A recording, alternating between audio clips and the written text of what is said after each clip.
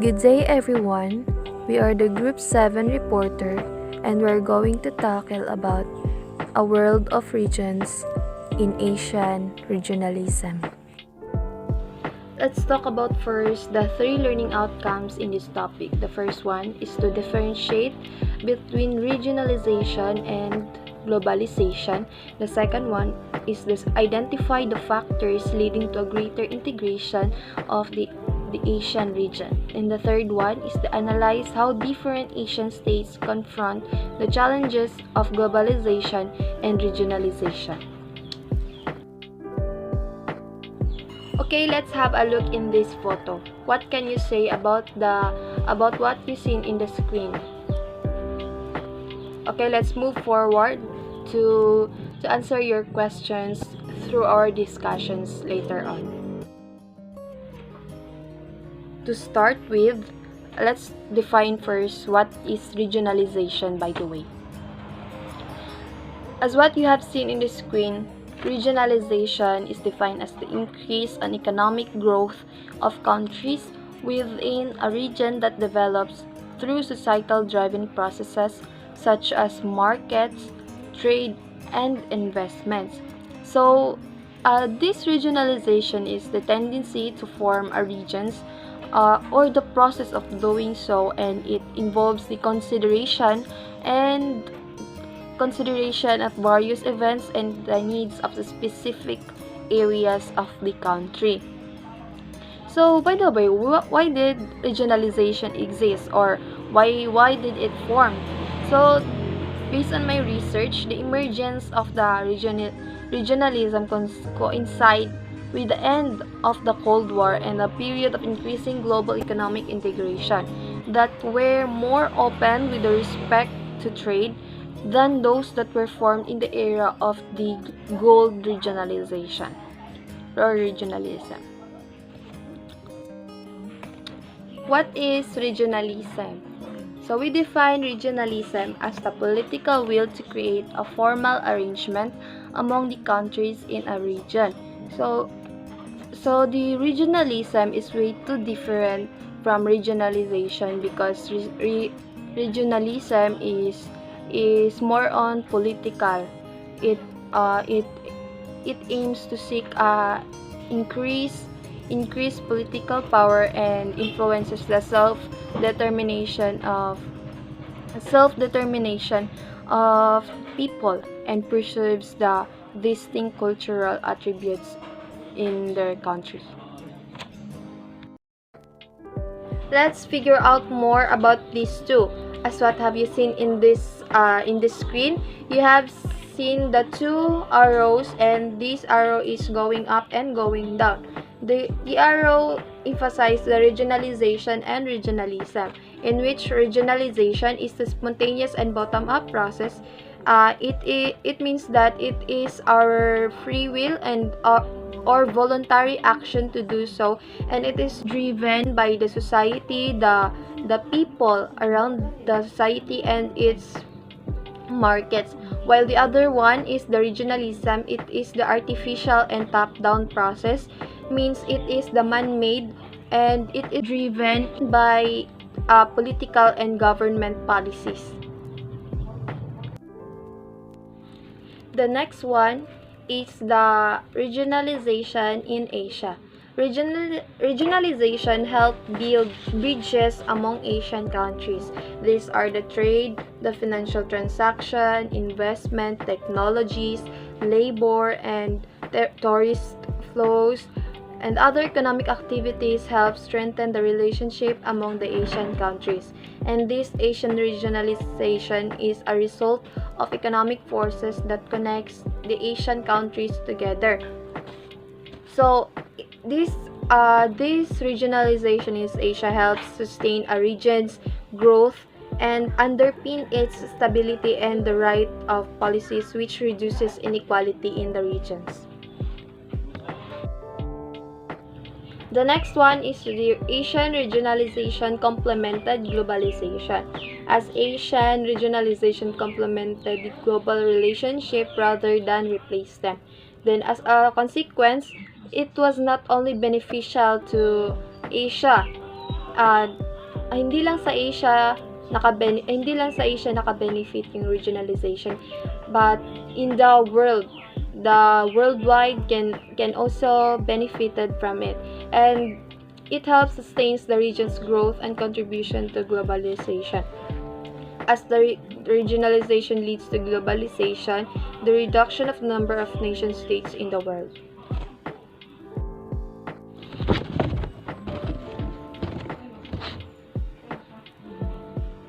To further understand how regionalism exists, let's take closer to Asian or ASEAN.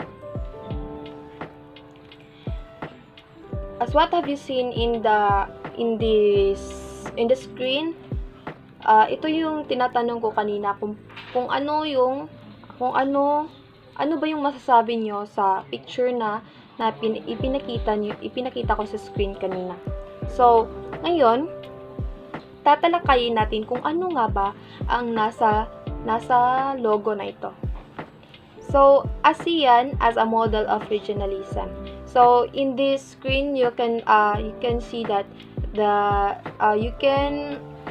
let's figure out more about its foundation and the origin of this ASEAN. The Association of Southeast Asian Nation, or the ASEAN, was established on August 8, 1967 in Bangkok, Thailand, through the signing of ASEAN Declaration.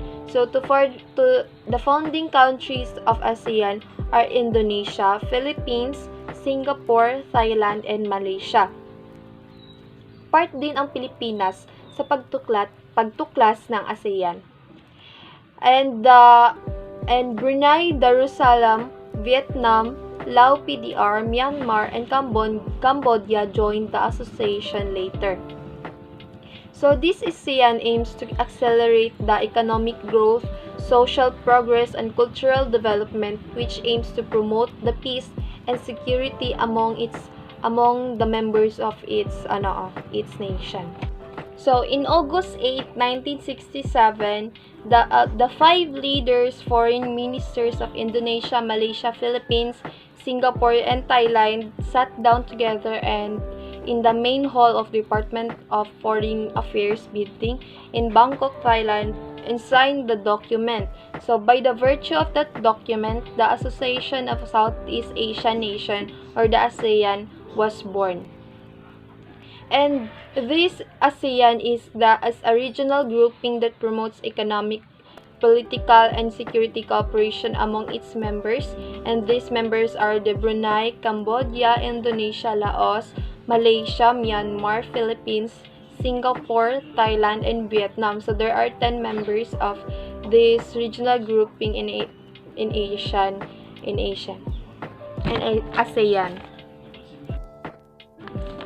The next one is video or film viewing. So, to further expound how ASEAN is a model of regionalism, let's watch this video first.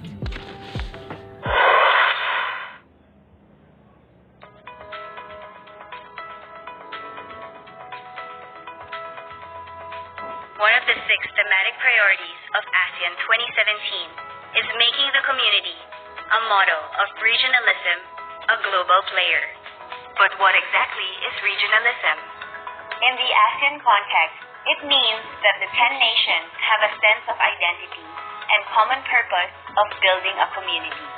That in spite of our diversity in religion, ethnicity, and language, we are bonded by the idea of a united ASEAN region. Recalling the aspirations of the ASEAN founders as enshrined in the 1967 ASEAN Bangkok Declaration, especially their goals for peace, stability, progress, and prosperity for the region. The ASEAN Charter serves as a firm foundation in achieving the ASEAN community by providing legal status and institutional framework for ASEAN. It also codifies ASEAN norms, rules, and values, sets clear targets for ASEAN, and presents accountability and compliance. In this way, we prosper together by helping each other. It is for the benefit of each ASEAN citizen. This is our future. ASEAN 2017, Partnering for Change, Engaging the World. Let's proceed now to the aims and purposes of Asians.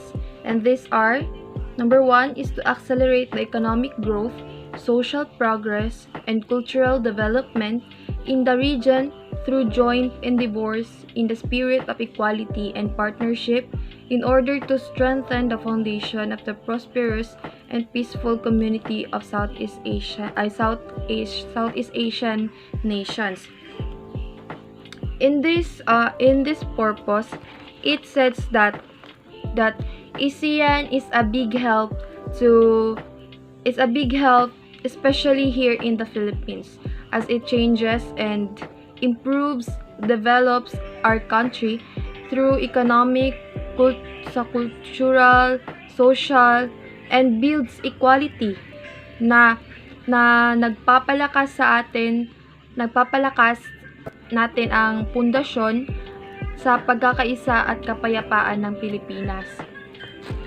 Ang pangalawa naman ay to promote regional peace and stability through abiding respect for justice and the rule of law in the relationship among countries on the region and adherence to the principles of United Nations Charter. So, in abiding and respecting each other's such as justice, law, or maybe rules, it makes our relationship to other countries, it becomes stronger, and as a result of it, we have a peaceful and stability place. The third one is to promote active collaboration and mutual assistance on matters of common interest in the economic, social, cultural, technical, scientific, and administrative fields. So it means na hindi lang nagpo-promote ang ASEAN ng kapayapaan, kundi nagpo-promote din ito ng active collaboration of people or in a country na may pagkakaparehong interes,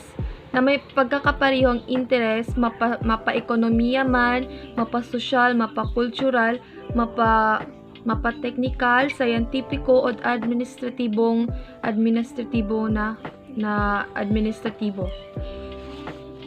At ang pang-apat naman ay ito number 4, to provide assistance to each other in a form of training, research facilities in the educational, professional, technical, and administrative spheres. So, ASEAN also provides the assistance. They provide assistance to help its people in the training, educational purposes, professional, research facilities, technical, and the administrative fields. The fifth one is to collaborate more effectively for the greater utilization of agriculture and industries, the expansion of trade, including the study of the problems of international commodity trade, the improvement of transportation and communications facilities, and the raising of the living standards of the peoples. The case here in the Philippines is that we direct transportation of the rice because we have a shortage of the rice, and through importing dahil miyembro tayo ng ASEAN, makukuha natin ito makakuha tayo ng iba ng bigas na produkto sa ibang bansa kung saan mas abundant sila doon na part, ay mabibili natin ito sa cheaper price. At sa other example, ang ibang example din dito ay ang rubber products. So kung sila naman yung nangangailangan, rumiresponde din ang Pilipinas kung meron tayong produkto maibahagi din sa kanila. Isa dito ang rubber products, because they have a shortage of rubber products. We responded through exportation of our rubber to Malaysia or Indonesia, if I'm not mistaken. So kaya nga mahal ngayon ang mga bintahan at bilihan ng rubbery products, because we exported the product through other countries. These examples clearly states that ASEAN helps to provide the needs and wants of the country through helping each other. And the next one is number 6 is to promote Southeast Asian studies. This number 6 purpose is to promote Southeast Asian studies. It belongs to the cultural practices to expound and enrich the heritage in Southeast Asia.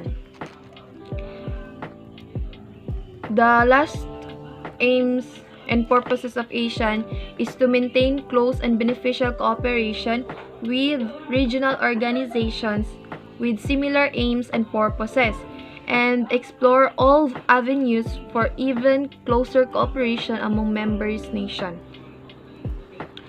Lahat ng involved na country dito sa ASEAN ay may mutual na understanding na magtulungan para mas ma-develop nila yung country at ma-improve pa ito. At para ma-achieve natin ang ating pangangailangan at mga wants sa ating bansa, kinakailangan natin ang tulong ng ibang bansa para makamit natin ito. Through the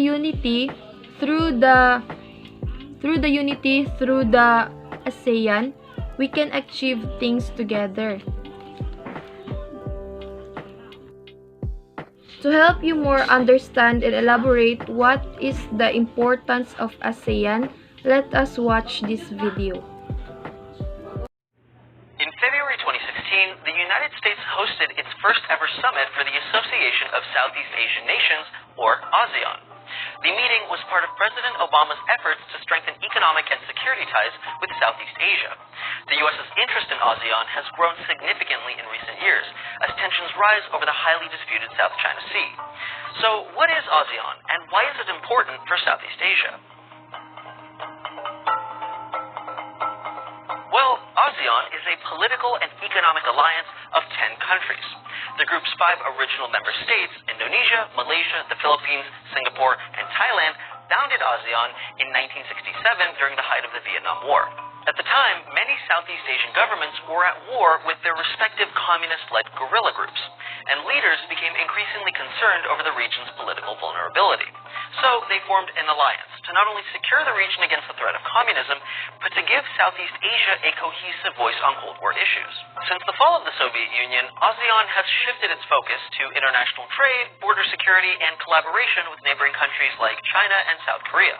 For instance, member states' GDPs range anywhere from roughly $11 to $888 billion. But collectively, their GDP is about $2.5 trillion, rivaling that of France and the United Kingdom. But when it comes to military strength, each ASEAN member is relatively powerless on its own.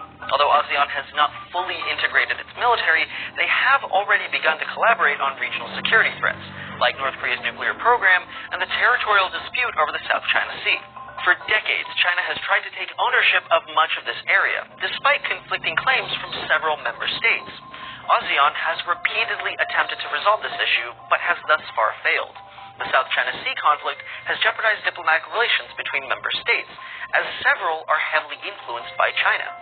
ASEAN's lack of coherence on the issue has led to criticism of the group's supposedly weak leadership and disjointed priorities.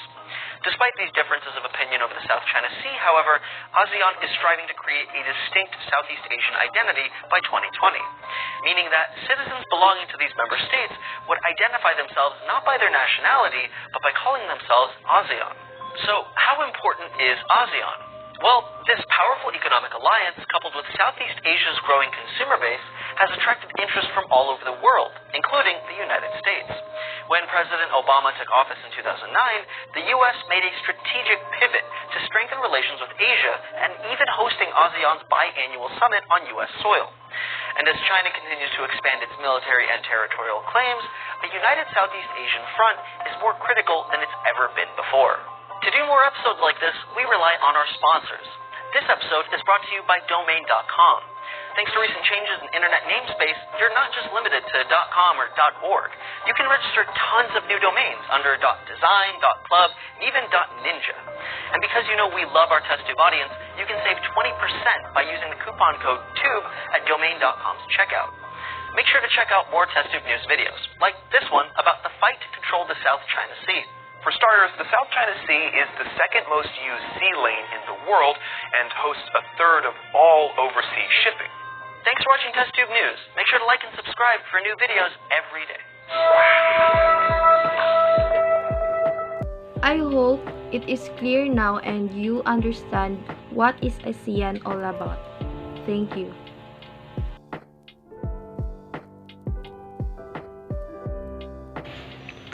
Asian regionalism, both's main goal is to develop a nation's economy. But these ideas or these terms faces some challenges. These are threatened strategic partnerships with countries and other groups and inclusions of other countries that do not belong in the region. The best example of these two would be in the case of Ukraine and Russia, whereas the diplomatic ties between both countries are severed because of the NATO's interference between the region. In that case, German. The best example of this situation would be the ties between Germany and Russia, whereas certain projects are interfered because of the wars between Russia and Ukraine, whereas the Germany sanctioned Russia in order to protect humanitarian reasons. The next challenges would be the compromised financial stability of some nations, credit crisis, and weak currency. Next is the climate change. Climate change also plays a very vital role in one's development in each economy. The next is the threats to health and security of a country, whereas people would go and buy more expensive stuff. This scenario was realized when COVID pandemic hit. Health concern was raised when the virus hit. Therefore, it increased the prices of some products. Examples would be the Example of this would be the increase of the price of certain face masks and face shields. According to the Asian Development Bank, on 2008, Asia may be able to address the challenges of regionalism by linking the competitive strengths and diverse economies to boost productivity and to sustain regions' growth. Next, connecting the region's capital markets to enhance financial stability, reduce cost of capital, and improving opportunities for sharing risk. The next, cooperating in setting exchange rates and macroeconomic policies in order to minimize the effects of global and regional shocks and to facilitate the resolution of global imbalance. Pooling the region's foreign exchange reserves to make more resources available for investment and development would also be a solution to such challenge. The last would be creating regional mechanisms to manage cross-border health, safety, and environmental issues better. Exercising leadership in global decision-making to sustain the open global trade and financial systems that have supported a half-century of unparalleled economic development, and building connected infrastructure and collaborate on inclusive development to reduce inequalities within and across economies and thus strengthen support for pro-growth policies. So, these solutions suggest the term cooperation and teamwork between countries. By by learning the strengths of one country and learning its weakness, other countries involved in such situation can address that issue and therefore both strengthen each other in such a way. They can both make compromises of their needs and wants in the economy in order to address the issue. So what factors may hinder the integration of Asian region? First is the absence of non-political platform to maintain peace and stability among countries. This can be referred to as by the ICC. But in our time today, Philippines withdrawn from the ICC because of certain reasons. In but in any other scenario, ICC would play a very vital role if it was only not politically inclined into one side. Next is the lack of intra-regional trade or liberalization of trade in the region. Per se, if our neighboring country is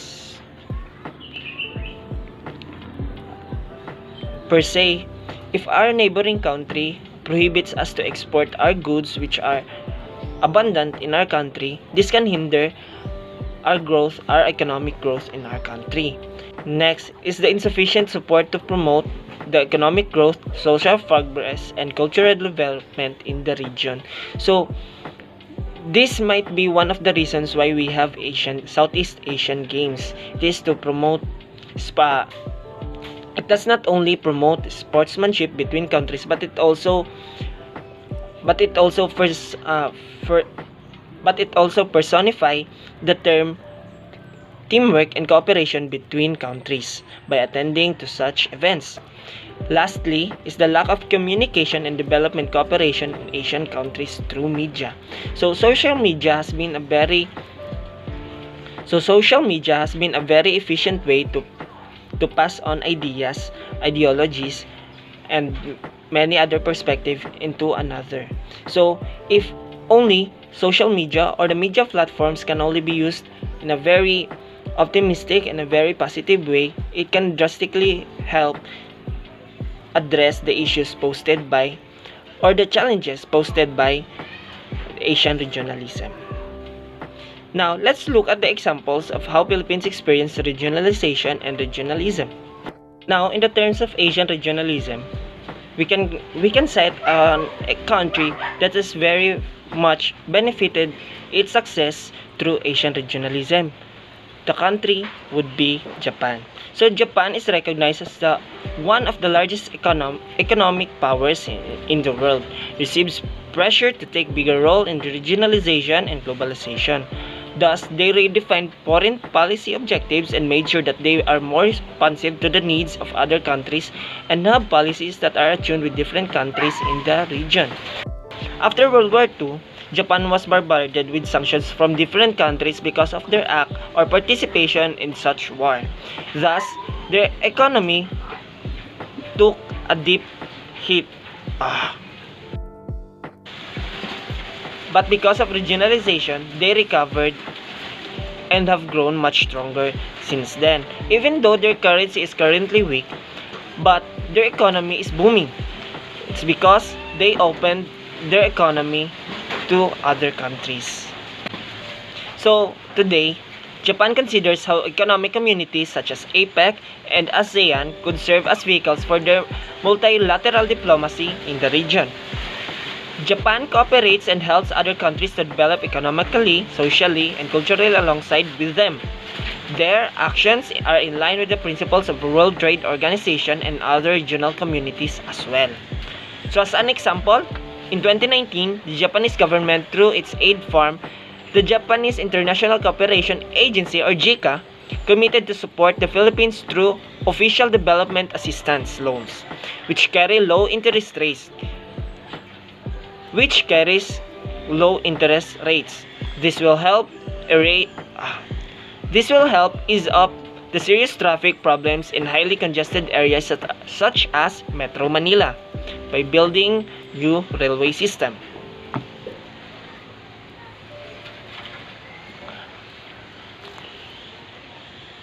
Now, let's take a look at the relationship between Philippines and Indonesia. So, through ASEAN, the relationship between these two countries grew stronger over the years. They have supported each other's foreign policy concerning the regions, such as on the issue related to democracy and maritime law. This can be seen by their claims in the Scarborough Show or the Panatag Show or the South China Sea. Next, both countries established an embassy in the other country's capital in 1949. Through the help of ASEAN, the Philippines and Indonesia have traded goods. For example, the Philippines' coal export to Indonesia was worth $1.12 billion, which increased to $2.9 billion in 2009, then to $3.89 billion in 2010, making the Philippines the biggest supplier of coal in Indonesia. So to better understand the difference between regionalization and globalization, let us watch the following video.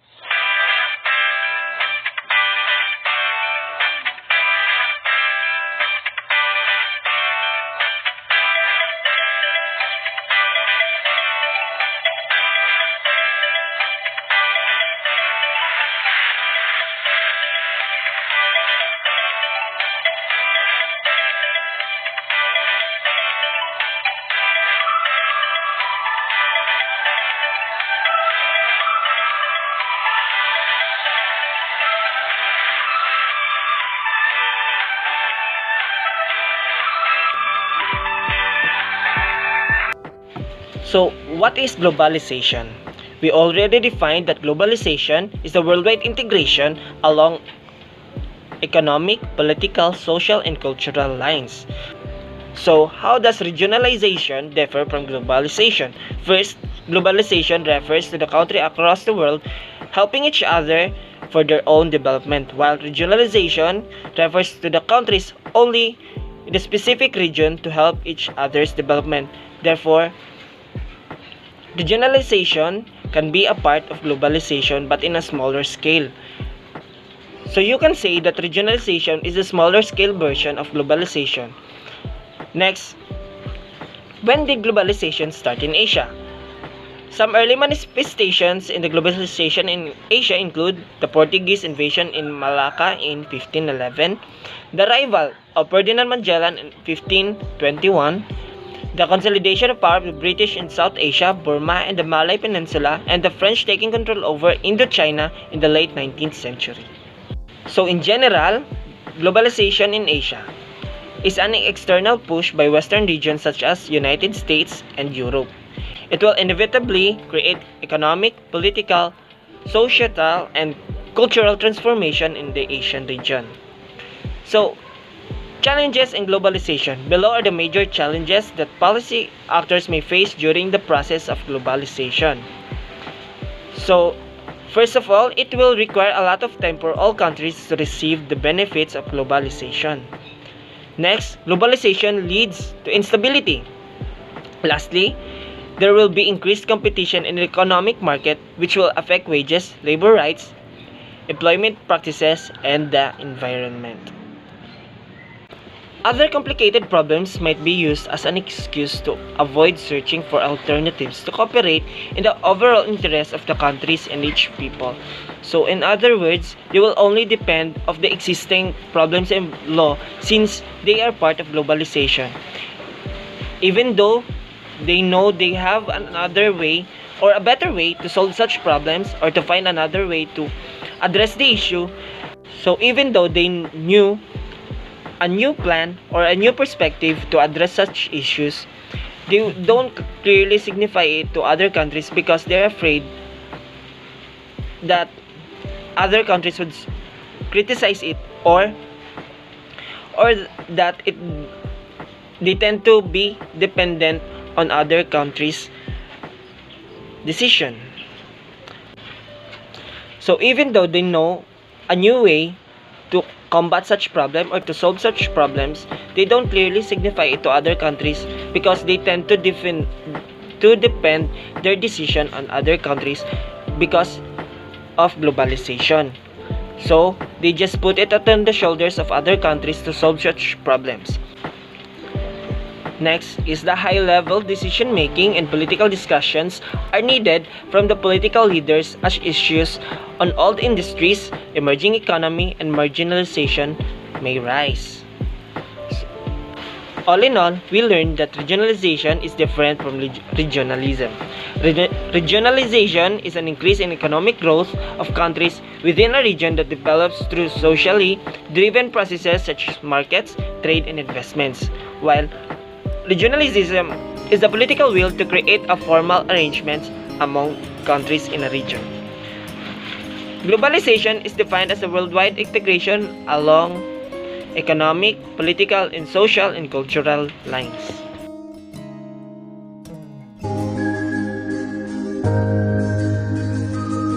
And that would be all. Thank you for listening.